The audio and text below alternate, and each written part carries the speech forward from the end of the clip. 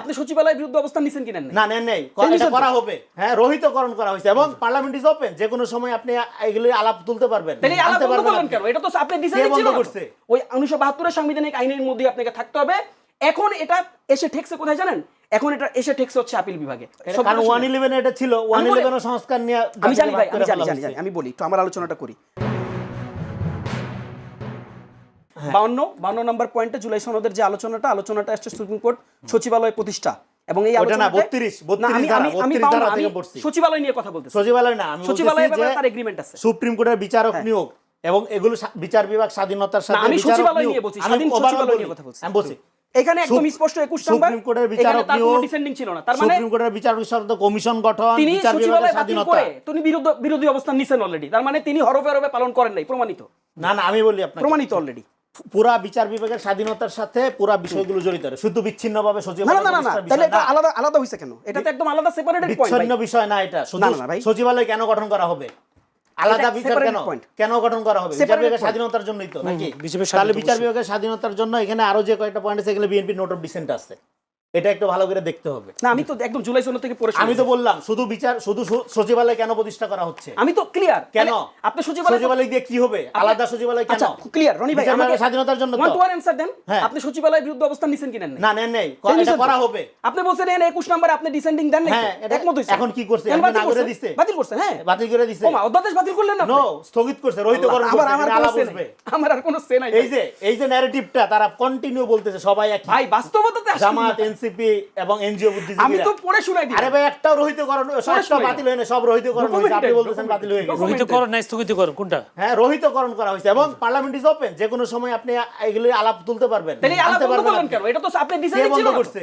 ভাই আপনি আমার সাথে একটা আলাপ হচ্ছে না, এখন রনি ভাই, টকশোতে আলাপ হচ্ছে, সংসদে আলাপ আপনি হবে। আমার সাথে একটা বিষয় একমত পোষণ করলেন। হ্যাঁ। একমত পোষণ করলেন একদম ক্লিয়ার ওয়ার্ডে, আমি তো পড়ে শুনাইলাম। হ্যাঁ। একমত পোষণ করে পরের দিন আপনি কইলেন যে না আমি বাদ দিলাম। কেন বাদ দিলাম? কেন আপনি কেন বাদ দিছেন? সে যুক্তি নাই তো ভাই। যুক্তি আছে আপনি তো। একমত পোষণ করে আরে ভাই, এটা সংবিধান সংশোধনের সাথে জড়িত, আমি বললাম তো কেন। না না না না, এটা তো পুরা অধ্যাদেশ বিচার আছে। বিভাগ স্বাধীনতার প্রক্রিয়ার সাথে ভাই সংবিধান এটা কোর্টের রায় আছে ভাই। কোর্টের আরে, রায় কোথায় আছে? অবশ্যই কোর্টের রায় আছে। কোর্টের রায় কোথায় অবশ্যই আছে? কোর্টের রায়। আমি আপনাকে একদম ডিটেইল বলে দেই। এটা এখনো বিচারাধীন। আচ্ছা, কোর্টের রায়, আমার 2 মিনিট সময় দিন, আমি ডিটেইল দেখাই দিই কোর্টের রায় কোথায় আছে। কোর্টের রায় কি হয়ে গেছে? হ্যাঁ, ফাইনাল হয়ে গেছে? আচ্ছা, আমি দেখাই দিচ্ছি আপনাকে, আমি বলে দিচ্ছি। কোর্টের রায় আমাকে সুযোগ দেন, আপনি বাইরের কথা কন্টিনিউ করেন। আমাদের, আমি বলি কোর্টের রায়, কোর্টে এটা এখনো বিচারাধীন, কোর্টের ফাইনাল রায় আসে নাই। সেদিন আমি আমাদের অ্যাটর্নি জেনারেলের বক্তব্য শুনলাম। শুনেন, এরা যেটা করতেছে সিঙ্গেল আউট করে একটা বিষয় ধরে, এখানে পুরা স্বাধীন সচিবালয় প্রতিষ্ঠা বলেন, বিচারপতি নিয়োগ বলেন, কমিশন বলেন, পুরাটা বিচার বিভাগের স্বাধীনতার সাথে জড়িত। পুরা জিনিসটা করার জন্য সংবিধান সংস্কার দরকার পড়বে। সংবিধান সংস্কার না করে অ্যাডক ভিত্তিতে হুট করে এটা করে ফেলা যাবে না, এনার্কিস্ট পদ্ধতিতে। ফলে বিএনপি একটা লিবারাল ডেমোক্রেটিক পার্টি হিসেবে তাকে এটা একটা নিয়মতান্ত্রিক পদ্ধতিগতভাবে এটা করতে হবে, যেটা টেকসই হবে, সাস্টেনেবল হবে। এটা অন্তর্বর্তীকালীন সরকার না। মানে আমি একটু কোর্টের রায় যাবেন আপনি 2 মিনিট সময় দিব। ফলে আমি যেটা বলতে চাচ্ছি যে এখন আমি মনে হয় এই প্রসঙ্গটা ছাড়িয়ে একটা নতুন প্রসঙ্গ আসি।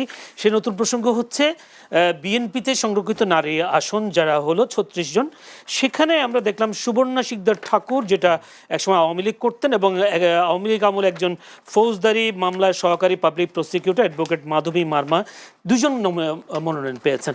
আপনি বলছেন বিএনপির, তখন বলেছিলেন প্রথমবার বিএনপির মধ্যে কোনো গুপ্ত নেই, এই 2 জনকে আপনি গুপ্ত বলবেন না? না, এরা তো একসময় আওয়ামী লীগের রাজনীতি করছে, তারপরে তারা বিএনপিতে জয়েন করছে। বিএনপির প্রোগ্রামে 5 তারিখের আগে বিএনপির প্রোগ্রামে তাদের দেখা গেছে, যে প্রোগ্রামে প্রাইম মিনিস্টার ছিল মির্জা ফখরুল ইসলাম আলমগীর ছিল, এবং তাকে তো আওয়ামী লীগের নেত্রী হিসেবে নিয়োগ দেওয়া হয় না, সে বিএনপিতে জয়েন করছে, হয়তো একটু নতুন জয়েন করছে, এবং তাকে নিয়োগ দিয়েছে মাতোয়া সম্প্রদায়ের প্রতিনিধি হিসেবে। ধন্যবাদ।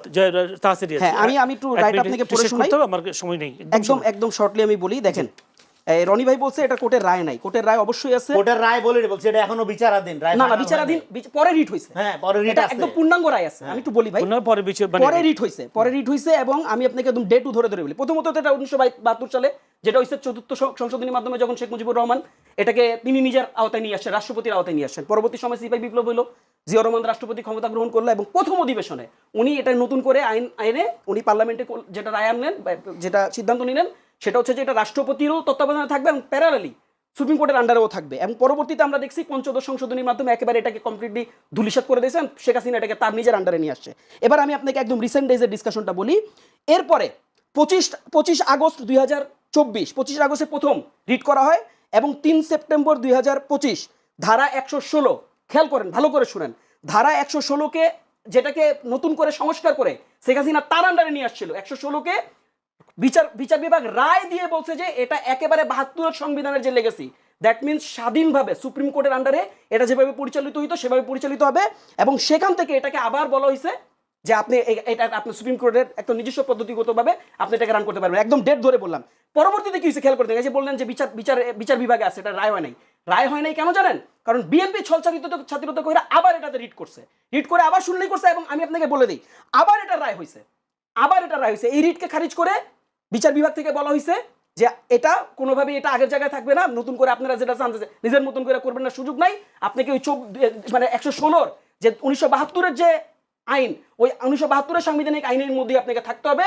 এখন এটা এসে ঠেকছে কোথায় জানেন? এখন এটা এসে ঠেকছে হচ্ছে আপিল বিভাগে। আপিল বিভাগ এটা কি জাজমেন্ট দেয় সেটার উপর ডিপেন্ড করে। কিন্তু সবকিছু ভুলে যান, আমি বললাম এটা অ্যাপিল ডিভিশনে আছে, আমি শেষ করি, সবকিছু ভুলে যান।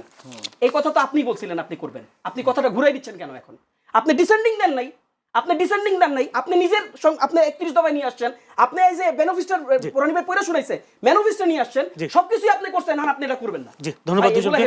গভর্নমেন্ট প্রমোটেড একটা গভর্নমেন্ট অর্গানাইজড মব ছিল, এটার নিন্দা আমরা সবসময় জানাইছি। দেখেন আমি এই আলোচনাটাকে একটু সিকোয়েন্সিয়াল করি আর কি, আমি জানি না কতটুকু সময় পাবো। দেখেন আমি এই জায়গাটাতে আমরা খুব সারপ্রাইজড হই। আমি সংস্কারের কথা বললেও ওই সংস্কারটা খারাপ হয়, কিন্তু দেখেন রনি ভাই নিজে যখন আলোচনা উনি পুনর্গঠনের কথা বলছেন, দেখেন খেয়াল করেন, এবং উনি কিভাবে করে বলছেন, উনি বলছেন, আমি একদম রেকর্ডেড, কিন্তু উনি বলছেন সংস্কার শব্দটা কি জামাত, এনসিপি এবং ডিপ স্টেটের একটা ওয়ার্ড, এবং এটাকে তিনি কমপ্লিটলি ডিজোন করে, কারণ 111 এটা ছিল, 111 সংস্কার নিয়ে আমি জানি ভাই, আমি বলি তো আমার আলোচনাটা করি। উনি এই কথাটা বলে তিনি বলছেন যে বিএনপি একটা পুনর্গঠন মোডে আছে এখন।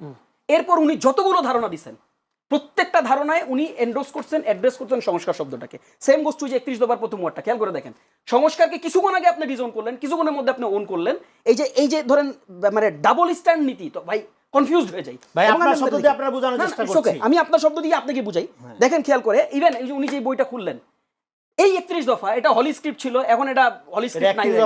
আমি জানি, আমি আপনার কথা বলতেছি না, ওটাও বলবো।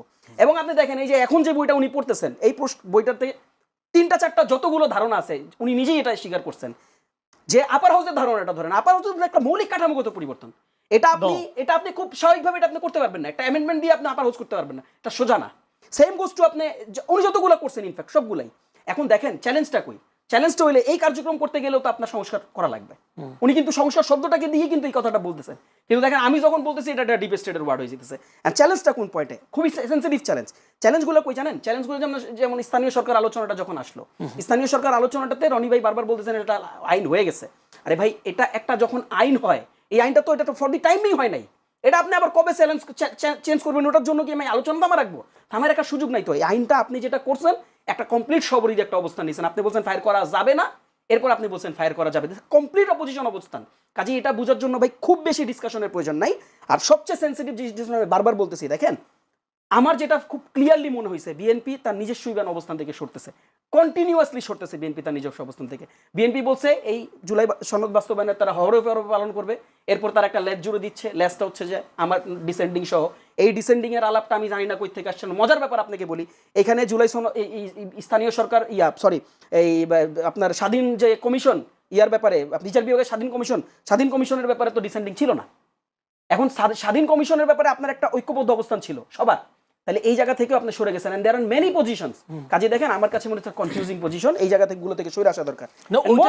ওইটা কতটুকু প্রত্যাশা রাখতে পারেন? তারা বলছেন যে পরবর্তীতে সেগুলো সংসদে উত্থাপন করবেন, সেখানে যাচাই বাছাই করে তারা এটা একটা নতুন একটা আইন তৈরি করবেন। তো এখন যদি নতুন আইন তৈরি হয় জনগণের স্বার্থে হয়, ইটস ওকে, আমরা অ্যাপ্রিশিয়েট করব। কিন্তু আবার আপনি কখন করবেন এটাতে ধারণা, এটার জন্য আমি চুপ থাকতে পারবো না ভাই। আমাকে তো বলতে হবে আমার কথাগুলো, আমাকে তো জানাইতে হবে জনগণের কাছে যে আপনারা ভিট্রেক, আপনারা ডাবল স্ট্যান্ড নিচ্ছেন, পজিশনগুলো রিপোজিশনিং করতেছেন। আমি তো আপনি ভাই এত সাধু সন্ন্যাসী হয়ে যান নাই যে আপনি চোখ বন্ধ করে আমি বিশ্বাস করবো এটা রনি ভাই পারতেছে, আমি জানি না কিভাবে পারতেছে, আমি পারতেছি না। কারণ দেখেন আমরা তো প্রতারিত হইছি, ব্যাক টু ব্যাক প্রতারিত হইছে, বিভিন্নভাবে প্রতারিত হইছি।